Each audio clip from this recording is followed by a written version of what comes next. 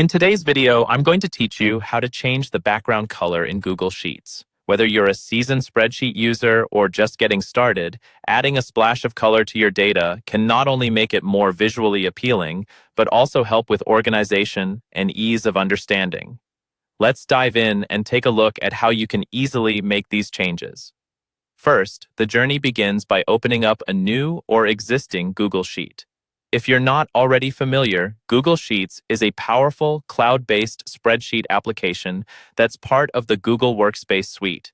You can access it from your web browser by navigating to sheets.google.com, where you'll find all your saved spreadsheets ready to be opened.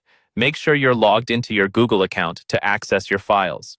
Once you have your Google Sheet open, the next step is to select the cells whose background color you'd like to change. Simply click and drag over multiple cells to select them, or click on a single cell if you only need to change one. This step is important because Google Sheets needs to know where exactly you want the background color to be applied. With your desired cell selected, direct your attention to the toolbar at the top of your screen. Here, you'll see numerous icons, each serving a different function to help you manage your spreadsheet effectively. Look for the icon that resembles a paint bucket. That's the fill color icon. Clicking this will open a palette of color options. Now that you've clicked the fill color icon, you'll see a range of colors displayed. This is where you can choose the exact shade you want to use for your cells.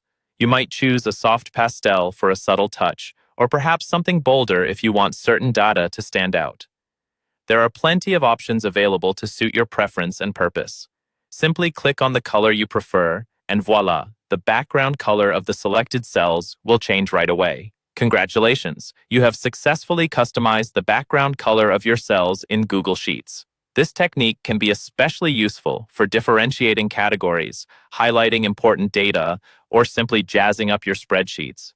Feel free to experiment with different colors to discover what works best for your specific needs. And there you have it. Changing the background color in Google Sheets is that simple.